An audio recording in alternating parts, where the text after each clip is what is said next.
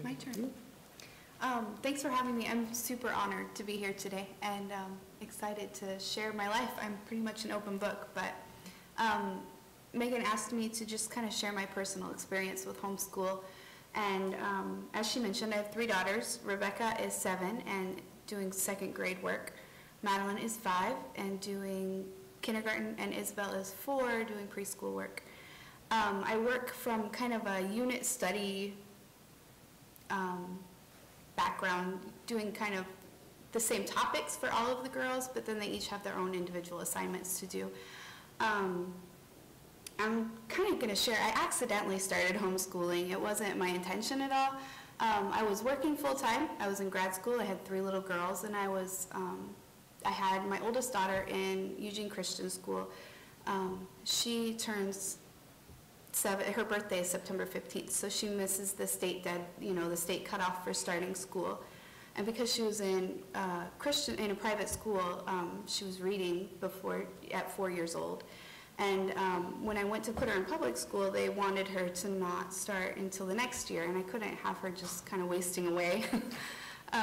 So I enrolled her in the private school again, and once again, when it came time for 1st grade, the public school wanted to put her in kindergarten, and I kind of get scared about kids falling behind, and I see like the dangers in that too, getting bored, and so I enrolled her back in private school, and my youngest daughter was going to start preschool that year, and I couldn't afford to do preschool and private school.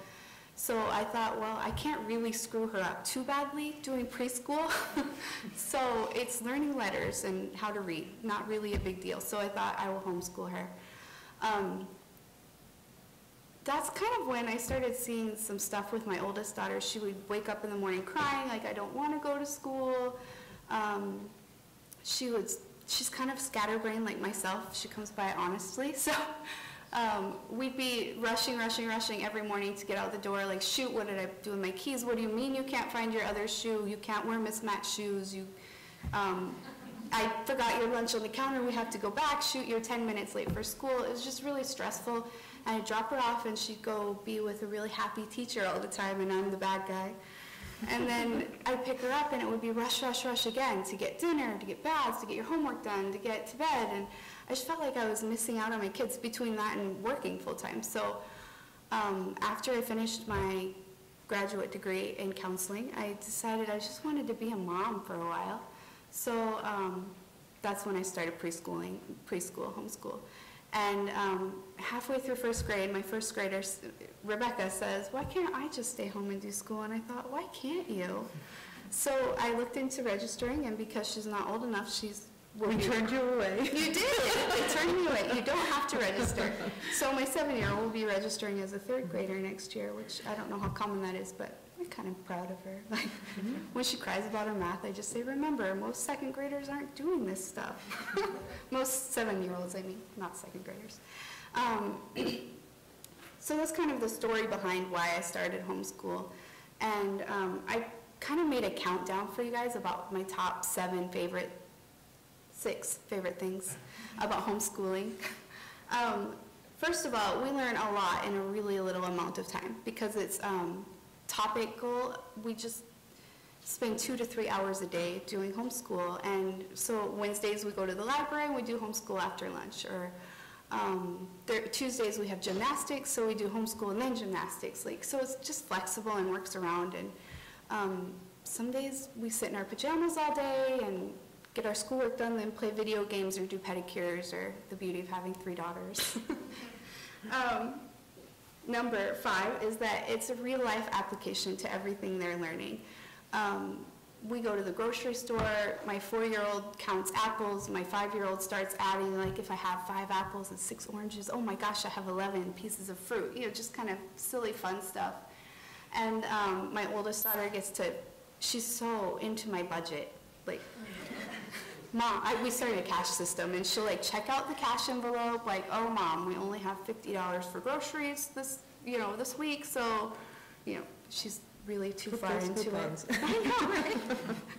It's a way better budget than it used to be.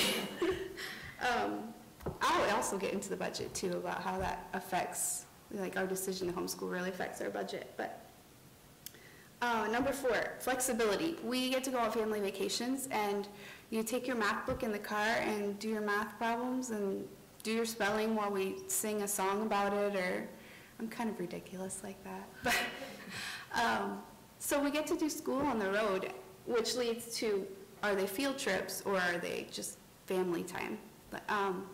Last fall we got to go to the Grand Canyon. Like, is that the ultimate field trip? Or what? Just learning about history from like actually seeing it and being there and seeing those places.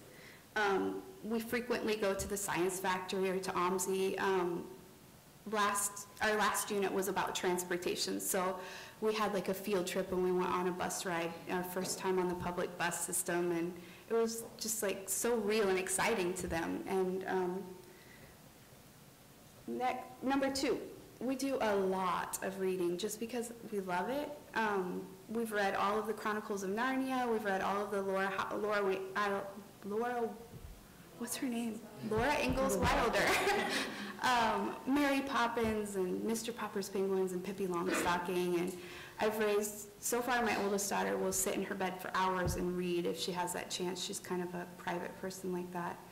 And my 5-year-old's super excited that she's reading books to me now, and my 4-year-old cries because I don't know how to read yet. So, and then my top reason for loving homeschool right now is just the relationships I get to build with my kids. Instead of rushing every day, like being ticked off at you when I drop you off at school, and then being ticked off at you because I have so much to do before I can get you in bed tonight. Like, I just get to have that day-to-day relationship with them where I'm not always frazzled, although it happens quite frequently.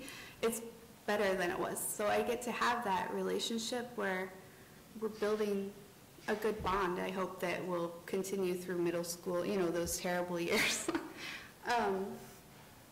Also, my kids have to figure out how to get along with each other. Like, there's no 3:30 the bell rings and I get to go home and forget about this conflict that we had in school. We really have to figure out how to really like find resolution together. And we do play dates with our homeschool group. I'm part of a homeschool group that's just a co-op that we meet together, and our kids get to play and us moms get to chat about life. And then at the play dates, like in school you have your 2nd grade friends, and the 3rd graders are so cool, but the 1st graders are so not cool. But in the homeschool group, it's like, oh my gosh, there's a friend to play with.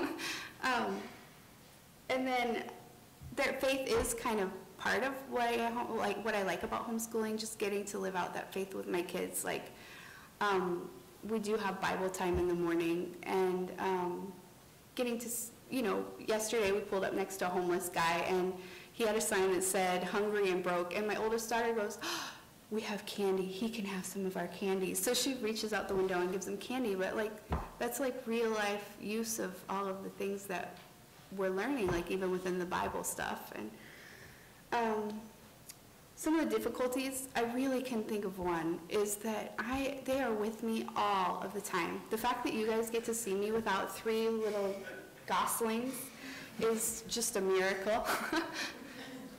It gets overwhelming sometimes, like, when do I get my vacation? But just kind of finding that balance within myself, like finding friends who will trade off, or playing video games after they go to bed so I have time to veg my brain out. My future plans for homeschooling, I don't really know how long I will plan to homeschool. Initially it was just like until I wanted to go back to work, and I've kind of started working a little bit more, just like a few clients a week, that it's not really for the income, which I know, like, if I quit homeschooling and started working full-time, my husband and I would have a 6-figure income together, and we could own that home, and we could be out of debt, and maybe someday pay off my student loans, which I'm sure you guys know all about student loans. But at the same time, my kids are only little for a little while, and it seems to be going so fast, so I'm really glad that I get to be there with them for this short time. And I think I will look back and not regret that I put my career kind of on the back burner for a while and focused on them. That's about all I had. So thank you for your attention.